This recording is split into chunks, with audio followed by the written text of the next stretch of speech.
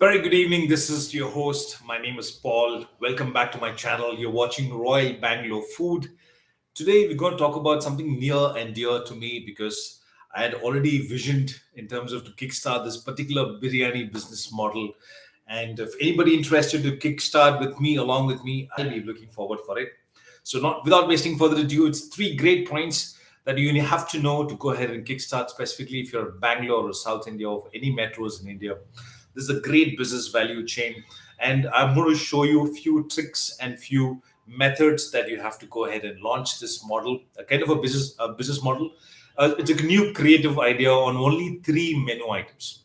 I mean, you could do probably four. This could be chicken biryani or mutton biryani or a great Turkey, what do you call it?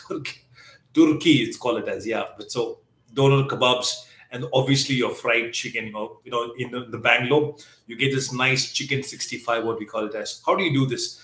I mean, the location, the unique, the USP, your marketing. I'm going to cover in a very short span of time to understand how important it is. So stick on. Without wasting further ado, let's kickstart and let's dive in ASAP. So as I mentioned earlier, that you need to understand what are the requirements that are such that you need to understand to kickstart this particular business model, right? So I'm sorry, not everyone actually leverages in terms of what it has to be to start a business. Because first of all, if you're a kicking start something related to the food chain in Bangalore, you have to start with R&D. Okay. I mean, this has been my monotonous logo or a monotonous tone that I always tell the startup owners or the entrepreneurs to do your R&D first. What is R&D? A research and development in terms of how your menu is going to look like, what kind of ingredients are you going to use? Is it going to be something unique, spicy, or is it something really unique in terms of ingredient? For example, it could be your rice. See, biryani needs only three great things, okay, according to me. One is that you need to have a fantastic rice. Coming from South India, we all raised up from childhood using the short grain rice. If you're looking at the entire North India, they use the big basmati, but not all of them uses my kind of basmati. What I call it as the golden seller, 1121. That's the great number which has been given to this particular aromatic basmati rice. You have to hunt it down. You have to go talk to your farmers and see how your rice mill is able to churn this out. So first is your rice. Second thing is your spices, right? There are various quality of spices in the entire India. Predominantly, you have to handpick those a top quality, the export quality, what we call it as. It might be slightly expensive because the quality graded, and you have to source it from your particular agricultural, driven. Every state or a district has this a PIDA kind of an office. Probably once you walk in there, you'll understand the quality of spices what they have, and then probably they will actually end up telling you which vendor to go ahead and choose. Every vendor has their own registration process. They know they're having a whole lot of certification, and they grade and they farm or rather produce in their farm by using these techniques, and they're using this scientific methodology. So sourcing of this particular spices makes the second biggest thing that you have to do. And the third thing is about the water. A small anecdote here, the New York, the so-called the New York in America, we have this $1 pizza. It's one of the greatest pizza. From the day one, they've been selling it out all the time. And they always credit this to the great water, the tap water what they have. I mean, I do believe this because every water in Bangalore, in India, it differs, right? You have your easily welcoming your river water. In Bangalore, we have this Kaveri water, then we have the bore water, the underground mineral water that we get. And also sometimes we use a kind of a RO-driven water, which doesn't have any mineral. Soft water doesn't look like hard, but most of the time you have to understand that water plays a great extent of role that you use. Irrelevance of using your fat, your meat. See, you can't control the meat, right? Because whatever the cattle or the chicken that it eats or feeds, obviously you have to have a very good vendor. But these three things, rice, your spices, and your water, makes the immense sense of the biryani. The reason I'm saying it because I've done it many a times. Let me connect. Sorry, one second. Let me connect my laptop. Oh yeah. Okay. So basically, what I'm trying to tell you is that, if you're doing a very three-based menu, start small. The idea is to go ahead and start small, specifically when you start your QSR model. People who don't know what is QSR, it's called the quick service restaurant. See, today, Bangalore, most of the cities in India is growing rapidly. It's getting connected. I mean, thanks to this particular fantastic government, they're able to analyze how India is growing. We all talk about the growing economy, but same time, if you don't have a basic need of infrastructure of roads, connectivity system in terms of transport, so that people from tier 2, tier 3, the neighboring towns and cities connected to the metro can actually come in, work, and go back. It happens across the globe. Since 1960s, Japan, US, Europe, the entire, not with the African continent, the South American continent, all are very well connected. That's why we are still number five. The first is US, the second is China, the third is Europe, the fourth is Brazil, right? So we just five, and we just crossed over to fourth, and we will be looking forward for the third economy, the third world's growing economy, what we call it as, not the greatest economy, but the growing economy. So we are all in developing nations right now, looking at certain aspects. So food is primarily which keeps you going, which gives that injection of energy, the carbs, and the taste factor, because everybody is growing, which means that everybody is working. They do not have time to look at the authentic cuisines of making Malabar biryani or Hyderabad. It takes ages to do it. So there are a lot of convenience aspects comes in picture. So developing a QSR business model becomes a sacrosanct, becomes one of the most greatest talk of the town. You might have a lot of vendors out here, right? A lot of players like the fast foods has your biryani, Behrouz biryani. Then you have biryani by kilo. You have Manish biryani. We have R&R biryani. We have so many other small pockets of Ambur biryani and whatnot. There was also Ammis biryani. I don't know. God alone knows what happened to them, and they shut it down because they had a pretty good portion of biryani. Then we have all the Andhra style. We have the Hyderabad blues. Then we have back in town in so many joints. Richie's we had. Empire is also doing great. So many biryani joints in Bangalore. But how will you stand apart? I'll give you three quick points that you have to understand. How do we keep a menu short? That's going to be the greatest asset. So focus is going to be on perfecting your recipes. That's why I said research and development is always been a key and will be your key to go ahead and produce one of the greatest biryanis, because you have to perfect it. As I said, you have to look at your rice. Where is it coming from? The right source of biryani, the same grain. See, today we have something called as I'm obsessive of this short grain rice which we get. There are three types of rice in South India which we get. One is that my favorite of all is going to be Malik Dinar. Okay, very short grain, very aromatic, very fluffy. It soaks all the juices. The rice itself has its quality to soak all the juices of the meat and the umami flavor of all the spices, and then gives you fantastic a fluffy biryani. Similarly, we have kaima rice. Kaima rice comes from Wayanad. This is also a GI tag. Very rare, very expensive right now as we speak. But if you talk to the farmer, and if the farmer is able to give you churn again and again, as I said, start small. So you're not going to flush out 100 kg or 50 kg, but you can always start with 5 kg, probably 10 kg, and then as the business grow, you can just revolve it. And also perfecting in terms of your meat. So talk to a lot of vendors in Bangalore, probably wherever you are. See whether you can get the same cattle, the same size, the same portion of fat, the same portion of whatever is required, be it chicken, mutton, whatever it is. So make sure the protein comes in as fresh as possible. Even if it is frozen, is as great, because as you cook, it releases the vitamins, the nutrients. So if you get frozen, nothing like it. See, Indian has context. You might argue with me here to get fresh meat. Hey, Paul, what are you saying frozen? Man, you don't know how to work out the costings in that case.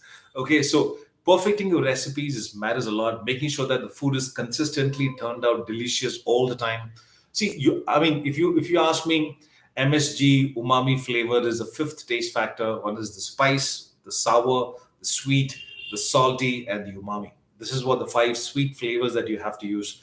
Biryani is also a greatest umami flavor, because this the collagen is the fat renders in the particular meat with the rice, is when the culmination, the amalgamation of this beautiful, amazing portion of delicious biryani comes out if you get all this five right. So getting in the drawing board of research makes a lot of sense, right? So one is a portion wise, one is your perfecting your recipes, making sure that delicious, and also it becomes a near and dear in terms of food cost is concerned. So save money on your food cost and always buy bulk in quantity. Just to give you small homework, if you do your recipe right, so you would know exactly how much of spices to use, how much of rice to use, how much of water to use, what will be your your cooking method. It's going to be your gas, it could be a wood fire. See, wood fire you just eliminate it. You just make sure that you use gas connection, arrive on your food cost, work on your softwares. Plethora of softwares are available. Put your recipe and say this is your 5 kg menu, and you will stick with it. See, the greatest asset is also about your oil, right? The fats, what we call it as. Today, if you're looking at a South India, it's always better to use a peanut oil or a groundnut oil. Vegetable oil will give you a slightly better texture, but also groundnut oil will give you that nuttiness, will give you that excellent aroma flavor of South Indian biryani. If you're doing Malabar style, you have to use ghee, probably you have to use a little bit of fat from the protein itself. You can use the mutton fat and create as a unique selling propositions. The fat renderation is absolutely important. It's not that sticky, it's not that oily, but same time it gives you the flavor, it gives you the meaty texture and all your rice flavors, right? Oh my god, as I speak, it's really mouth watering. I need a break. Let me take a water for a while. Yeah. So let's talk about the unique business processes as we speak up. The first point is that you should have a centralized kitchen. See, today, if you want to start a QSR model, okay, what is QSR? As I said, it's a quick service restaurant where you will not have a dine-in facility. So similarly, when you do cooking, you need to have a centralized kitchen. Centralized kitchen has to be in an area where it is you keep your rentals low, make sure that you have a great water coming in, your electricity, making sure that your fogs, you get a kind of a what do you call the smoke factor, which goes outside. So making sure that it's also not in the crowded place. Make sure that you have a very good facility, open facility, and you do using some fantastic methods. Probably you can use a cooking range, what we call it as, the the oven, what we call it as cooking range oven. The oven today, which gives you a fantastic model. Probably you're looking at a five deck or a 10 door or a 10 deck, basically a national range oven, which will actually end up giving you fantastic biryani. So you can cook rice, same times you can cook your masalas with meat, same times you can also heat it up, and you can do wonders with it. So which means that you eliminate gas, you eliminate cooking range, you eliminate so many things by using this. That's the greatest first method. Second thing is that making sure the centralized kitchen is as easy as possible. You walk in. I've already spoken about this in my previous video, but you can always have a look at it and also watch this video to get clear understanding about centralized kitchen planning, how it has to be in a U shape or a C shape, making sure that everything comes smooth. Once you're receiving, you're cleaning, you're cutting and chopping, and then you're cooking the hot area, and then your packing method, and then goes out as smooth as possible. Make sure that your centralized kitchen is really ventilated. Everybody whoever's cooking, if you're using a cooking wok, you have an automated cooking wok. That's a second cooking method that you can look at it. So centralized kitchen becomes your great primary resource to go ahead and churn and cook your food, and then you have your delivery system to reach out to that particular location, or so-called the QSR that you've put it in. Make sure that it reaches on time before whatever you're going to kickstart. So making sure your store is also well positioned in a place where it's commercialized. A lot of businesses, a lot of school going kids. Probably it's always better to do it in a crowded place, because people, once they look at it in terms of your great name, your brand name, your marketing, people will actually end up coming into you. Because it's just that you could do a vending machine in terms of throwing up the food. Probably you can look at various other marketing methods. Probably you already kept your food ready as warm as possible, because you remember it's only 3 or 4 menu items. So people will not fuss it out.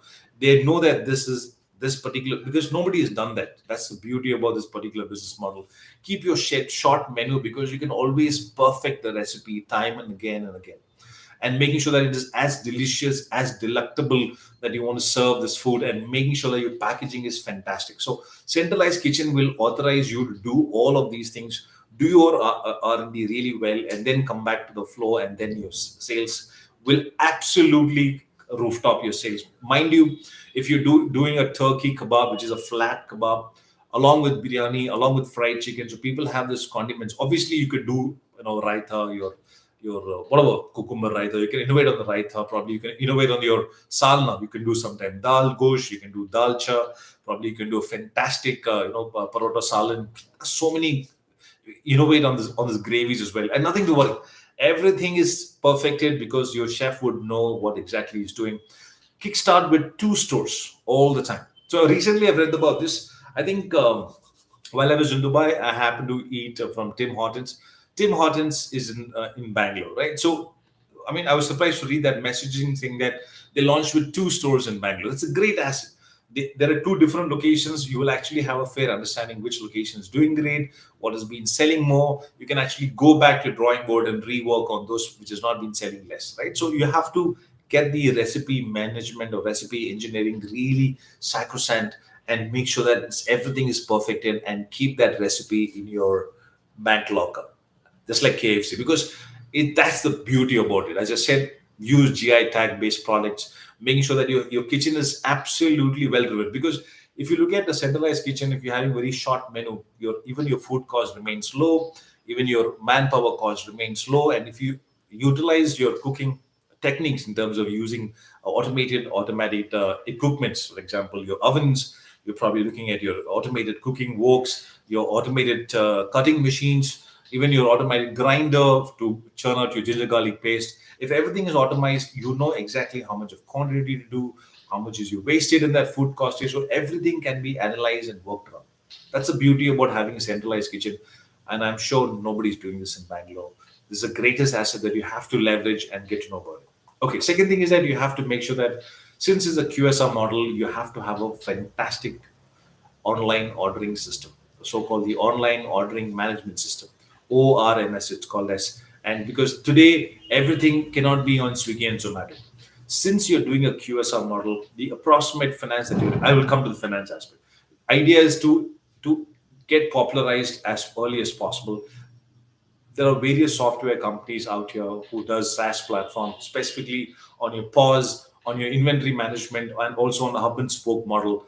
I like to name them. One is your Urban Piper, one is your Paid Puja. These are two predominant which has been actually scattered all over. They have their pros and cons. You have to work around with it in terms of their support system. I don't want to get into it because I had a great a stint of time working with these guys, because I'm sure this will really help. So you have to have an online management system. You're not forming a tech company, but then yes, if you want to do a food tech, it's always better. You have a great platform. If you have a great capital to kickstart it, always have your own tech team and make your own websites. Like how Fasters did it. You have to be a food internet tech company. If you really want to lead to that aspect, then you have to make your own tech. Otherwise, you can always leverage what is available in the market, work on the software, and then probably later, once you as you grow, you will also end up having your own online management system. Making sure that it's very easy to order, keep the UX UI very clean.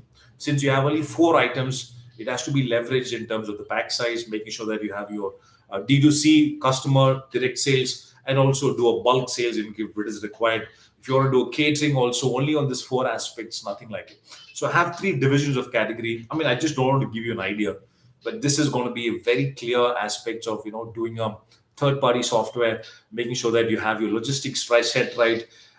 See, if you're doing an online management system, the pros and cons, as I said, you have to work around, but you also need to choose your logistics partner. So in this case, since it's QSR model, making sure that you initially start with Swiggy and Zomato, the other online marketplaces where you can push out your food, deliver your food, but same time your software will analyze in terms of what is the money that you're making from those logistics. Time of at least 6 months of time, that will give you a great advantage and benefit to understand whether you should look at a third party logistics partner to supply, you want to sell the food there, just in case, which just understand, if you do not do the work right, obviously you will not have sales right. I'm not saying that you will do sales immediately from day one. Put everything in place and make sure that you have enough capital to run your operations, your capital operations, or your operational expenses, day-to-day expenses, because you have to buy things, you have to buy meat, you have to keep your have vendors happy, making sure that your vendors also your customers, because he would also end up getting their customers to train the food because you're eating their protein and your vegetables and so on and so forth. So your vendors also becomes eventually a customer. So online ordering system helps you to track and map all these benefits and aspects of your businesses. Use third party to kickstart. It's very easy to work around with. Otherwise, to do a tech team, you need good amount of money. And as I spoke about the delivery system as well, making sure that start with the third party logistics, then analyze through your softwares in terms of your reporting system. That'll throw up some data to saying that, what, how much commission you paid out. Because understand, if you look at Swiggy and Zomato, it's going to be weekly payout or probably 50 days payout. So you have to wait for the money to come in. So you have to manage with the money that you already been making from your standalone store as well as from the online marketplaces, right?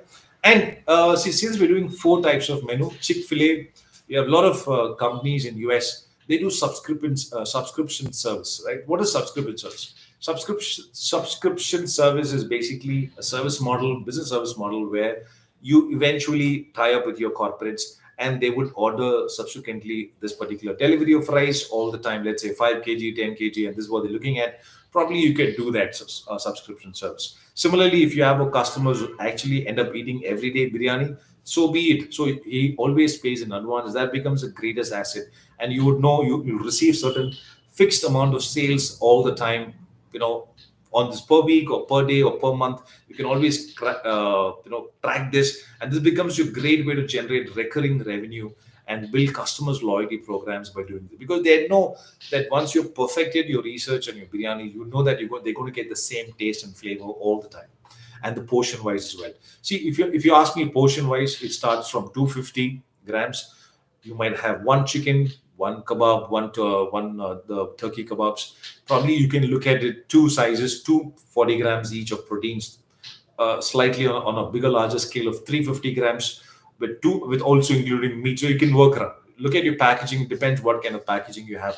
Packaging cost is more expensive than your cooking cost currently as we speak, because you're going to start small, right? So everything is going to be under the volume of sales. So the vendor will convince you saying, hey, if you do this, if you buy the MOQ of at least 1 ton or a 500 kg, then I would give you the packaging with this particular cost. So work around with them, tell them that the shoring business, the recurring business will help you to do this. So crack a deal, do a contract with your vegetable vendor, do a contract with your protein supplier, meat supplier, do a contract with your oil supplier, very importantly, because oil is one thing is that it's always erratic pricing. So always come with a great pricing.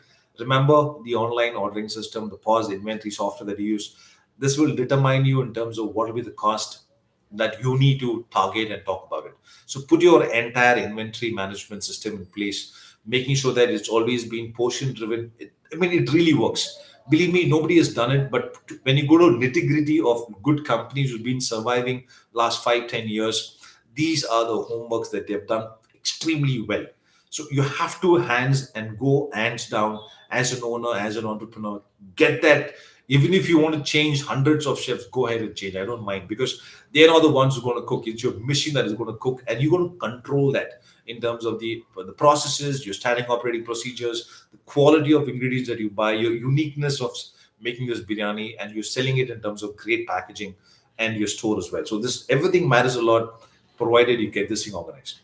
So see, one of the great steps that I want to tell you to be profitable from the first month. From the first month, mind you, when I say this, start small. It's always better to start small and scale gradually up, ladder by ladder, ladder by ladder, and then you hit the rooftop, because this will help you to minimize your risk and maximize your chance of success. What is the risk factor in this? Your cost, your food wastage. See, today you might start small of 5 kg, right? You might have customers walking in. Don't expect the customers come and hell at you and say, hey, I just came first store, first day, you sold out. Yes, we are sold out. Stick with it and always tell the customer that, you know what, we will be here next tomorrow. And just because you've made it up and we didn't realize it, we will increase our footfall, and similarly, we'll also increase our food aspects of it. Instead of 5 kg, start baking for 8 kg or a 10 kg precise. So you have to work around your R&D. Remember, from 1 kg, 2 kg, so you can always keep up the taste factor and the delicious aspects of it, the same fluffiness. It's all about food science. So since you have only four menu in your item, chicken biryani, mutton biryani, okay, in case you want to do a turkey kebab and your kebab, your fried chicken, what we call it as. Along with the condiments, you have gravies and you have condiments like papad, like achar. If you want to do, if you want to do vegetarian kushka, what we call it as the key rice, you can also do that. And slowly and steadily, gradually, you end up doing this, because then you will actually able to control your food cost. See, today many people forget to do a food cost. Food cost also means that not only the wastage, food wastage is something different. Your food cost is how much of efforts that goes into it to make that particular day of that day food, which includes your rentals, which includes your salaries, the amount of power consumption, the amount of water that you use, the cost per day that they've spent to cook 10 kg of biryani or a 5 kg biryani. All these things divide by the sale that you will do. That arrives on your food cost. Food cost primarily has to be less than 5%. That's a great value add that you have to look at it. So keep that always low. Once you have that food cost always been controlled, your R&D will give you a study report to saying that, hey, you know what, this is how it is. If it is delicious, if it is tasty, if it is packaged well, and this is what the sales I was looking at per month. And in regards to this, these are my food wastage and my food cost. See, today, if the food gets wasted, if nobody eats it, and if you're not in the right location, obviously it's a food wastage. What do you do with it? You cannot do tomorrow. Yes, there are biryani. Then you have to change your business model. So you will always cook next day and sell tomorrow, which means that if what we call it as the basi biryani, it adds even more flavor to it. It becomes even more robust in the taste factor. But do you want to take the chances? No, right? So you have to work around, talk to your chef. What are the actual shelf life of a biryani without not losing any aromatic flavors? And there are a lot of other techniques. I don't want to mention it here. Just wanted for the discussion sake, I will tell you, you can always blast freeze it. You can always freeze it and making sure that you've put it up, and then tomorrow when you heat it up, it has to be probably different technology that you have to use. You can use oven to do it, right? The big oven, not the microwave. You can use the same cooking oven to go ahead and recreate the flavor, probably add a dollop of ghee and then sell it. But looking at as fresh as possible, because biryani is served fresh, fuming, steaming hot, and it's also edible to eat and delicious. So always start small. That will help you to keep your business rolling, and also focus on the quality. Second point is that the focus on quality. Make sure that the food is consistently delicious. Many people forget what is standardization in the food. Standardization is again going back to the drawing board of research, that you will have the same rice brand, you'll have the same meat texture. Do not reduce the size of the meat. You should know when you cook it in certain temperature, obviously the meat will reduce in size. So if it is 40 grams of cut or 50 grams of cut, make sure that you get that cut right. Once it cooks, it looks really great and shaped, and you should get that bite, and you should be able to get it all kind of information that you want to do. Just a moment. Yeah, and the important thing is that you have to attract repeat customers coming in all the time, but just by looking at your store and the aspect of standardizations. In this standardization, you have certain things to break it down. One is your quality, one is your hygiene aspects, looking at your store, looking at your kitchen, people will end up doing it. Today's is all about marketing. How do you market your business? Start on your own. Have your own YouTube channel, have your own video content. Reels will do really great aspects in this. The way you cook, where you buy, everything from the start till the end, till it reaches, till it tastes, feedback, everything can be covered from your self marketing. I'm a huge game. That's exactly what I'm planning to do from here. And with that, remind you, a huge shout out that I'm going to start up a fantastic business model called White Gold. You can go look up my previous video to help you with that, to understand my third startup on the food aspects of it in terms of getting vegan products. I have ready to eat as a convenience model, as a business model that I put it in. Please watch my video. If you made it to this deep end, request you to go ahead and follow and share and hit that bell notification. I'll really appreciate it. Okay, the last important point is that that was a disclaimer, right? Coming back to the point again, it's going to be controlling your cost. Keep a track of your expenses. See, in your QSR model, what are your expenses? It's going to be the packaging first. It's your QSR rentals, your centralized kitchen rentals, your electricity bill, which is going to be your water bill. It's going to be every now and then, every monthly operational expense. So keep a track. How do you keep a track? As I said, have a software or the POS software. You would know exactly, because rentals are locked in for a year, right? So you would know exactly what is your rentals, electricity bill, what is your water bill. Because once you consistently use how to cook your water, you would know how much of water that you use. Plus your lab testing, nutritional labels, your packaging designing, everything will go under monthly cost systems. So make sure that you have your expenses narrowed down on an Excel sheet or on a software. Make sure that you don't overspend. The end of the day, it's going to be your salary expenses, your infrastructure expenses, and your food cost expenses. What are the preparation that you need to take? So apart from that, you sorry, you will have in miscellaneous expenses. That is probably, you can always ignore about it. But these are your primary main costs that you will incur month on month. To save money on your food cost, buying in bulk is always being a great suggestions. You can work around with your vendors, as I mentioned. Do always a contract. Start talking to your contract, because just to give you a tip of this, now, why vendors do not sign up a contract after post COVID? First is that they always cared about your capital. If you do not pay them back, it's going to be a disaster for them to trust you and come back to you. First is that have a great discussion, call at least 5 to 6 vendors and explain your vision of your company. This is what I'm doing, this is what I wanted, and these are the quality that I wanted. As I mentioned, 1121 rice brand, I wanted that. If I want Malik Dinar at certain pricing, I wanted it. And making sure that you have a contract. When you have a contract, you would end up giving an advance amount of money. You will have everything covered in that in terms of your lock-in period. You will start 6 months. Eventually, as you grow, they will also understand how you grow your business model. Then you can have a yearly contract. It's always better to start with the yearly contract and renegotiate with the 6 months plan, and then sign a deal that for 6 months you will always have this plan.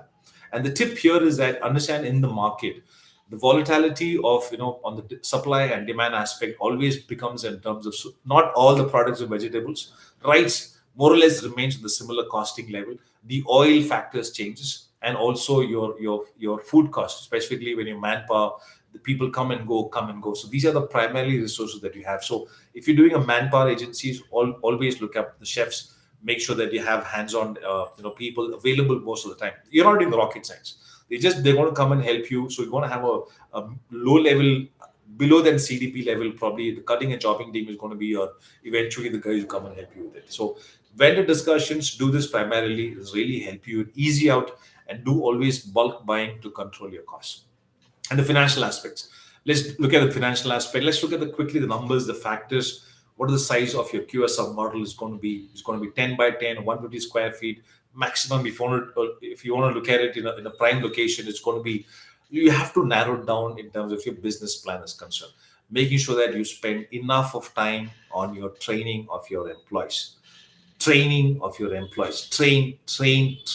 employees. That's the greatest asset that you can ever have. So once you're doing your R&D, always hire your team earlier. Spend 3 months time telling them what is the vision of the company, how do you want to cater to them, how do you want to receive them, your customers, how customers want to perceive your food and your color and your marketing and your store. Everything can be analyzed and trained in this particular 3 months. So always cross train your employees, your labor, and making sure that your kitchen team and your operation team comes together, work together. They always, because they have to be fruitful. Today the kitchen teams sells the food and there's no delivery happening in between, and they would not receive it on time. There's going to be a huge hue and cry. And then similarly aspects, because understand your QSR model, in this business model you're not cooking out here, right? Everything comes from you. So it's just that they're going to pack, and this dish out is what these people are supposed to do, unlike the KFC, other thing else. In KFC, the raw ingredient comes there and they eventually cooking and then give it to you. So in this case, primarily you can look at it two to start with. Depends what kind of timing. So put that in your business plan. That really help you. The first point is that your startup cost. Your startup cost is going to be primarily starting with, let's say, not less than 5 to 10 lakh rupees. I would say 10 lakh rupees, because you have to put up centralized kitchen and also a store to sell. You can also do a centralized kitchen and sell from there. The two aspects of it, provided, as I mentioned earlier, keep the cost low of your infrastructure cost of your centralized kitchen in a place where, a little bit outskirts of this particular metro side, or the high street, what we call it as. But just in case, if you're lucky to find a space where you can cook and also sell in that corridor of that L shape or whatever the visibility that you have, great, amazing, that you can always go ahead. That's a fantastic model. Otherwise, you have to always start with the hub and the spoke model, centralized kitchen with the QSR model, and that to do that, it's going to cost you 10 lakh rupees. Remember, you're going to give a deposit here, both the place. You're going to have expenses on both the space. You're going to cook here, you're going to deliver here, you're going to sell here. So predominantly, you're going to start with 10 lakhs capital amount, and then depends on the how do you going to scale it up. We'll let's look at the franchising model later, but this is going to be ideally a startup cost that you want to do in terms of, so ideally to scale out the scope of your business. And your monthly expenses is going to be including your food cost, your labor cost, your rent, your utilities, your marketing cost. Primarily, there's going to be a monthly also operational cost. So put that in monthly cost. There's going to be cost added to your value chain. How do you achieve on your profitability? See, today in the food business overall, it's going to be, if you do a net 30%, net 30%, which means that out of 100 rupees, you save 30 rupees. It's going to be the greatest asset that you can ever live with it. Because if you start with that, it's going to be a greatest asset if you want to look at it. So it's going to be a net revenue that you'll always, sorry, not what I'm saying. 130 to 130 rupees. You have to do plus 30, not the minus 30. So you have to do 130 rupees to make sure that you achieve this 30% net. Only then you'll be able to get this, profit margin levied everywhere in your across your client. So make sure that your rupees that you generate in sales, you would earn about 10 to 20 rupees in profit. That's going to be the greatest asset. So if you sell for 130 and if you're making 160, if you anything above 30 rupees above than that 30%, it's going to be a greatest asset. But in the current market trend, since your food cost is really high, since the rentals are really high, even if you look at net between 10 to 17% or 70 to 20% is a great value add to kickstart your profitability sales from your QSR model, having four menu items in your thing. See, you should look at the monthly target sales. If you do 20,000 rupees, which means that, let's say if your pocket size of your each portion of biryani costs about 200 rupees, you need to look at it around 100 customers walking into your ordering, be it ordering online, ordering from your third party or from your own website, and also the sales. The beauty about QSR is that people actually can come and also buy. That's the beauty about it, right? You can also do an online delivery. You can also look at it. So the idea is that since it's pre-cooked meal already here, that's the beauty of this business. Since a pre-cooked meal, you need to use an oven, just heat it up and dish out. It's as easy as possible. As your operational guys will get to know, the delivery is happening within 5 minutes. Your food is ready because it's already a pre-cooked meal going from here, and you can always control it from your system in your POS system that this particular location needs the kebab to be render to refill it. It will always go and do that as soon as possible. So it depends on that. You learn. Starting small helps you to do all these things. Greater value added benefit. Any further questions? So that's about my presentation to explain you about monthly target sales. Keep it 20,000 rupees per day, and you would do about 6 lakhs, and then you grow. If you're doing a 30% on that, it's 1,80,000 rupees. So that's a great value add to kickstart your profit and sales. The idea of doing this particular video is to keep it within a month. How would you do a lakh and a half of profit? It's very difficult, mind you, because you have to get everything right. Even if you fail on certain things on logistics, it's going to be a huge aspect of it. So you have to do a lot of trial and error, get to a amalgamation. Always remember you have only 4 items. So there's absolutely no rocket science. You're going to have this problem to solve. It's easy to solve. It's precisely your mind that comes into picture, your software, which will help you, your menu engineering, your cost cutting, where you're going to spend, talk to your vendors. When you close, you know exactly, you'll have a great visibility to see how your business is doing. Making sure that your location matters when you do a sales delivery system. The QSR model really matters on your locations. Everybody would order, but people to get to know it's going to be a great asset. So until then, your marketing is going to be self-marketing, and then probably you look at Swiggy ads or probably Facebook ads to come up with it. By the time everything will grow right if you do a really good product value. Making sure it's always automized, keeping sure your equipments, you have to spend on equipments. Your capital cost of 10 lakhs is going to be a really high premium. But if you work on this oven, automated machine, cutting machines, and also your kebab making machine, that's more or less enough to kickstart your business model. Nothing else is required. You don't require cylinder, you don't require cooking range. The oven will do the entire process. Have a look at it in the YouTube.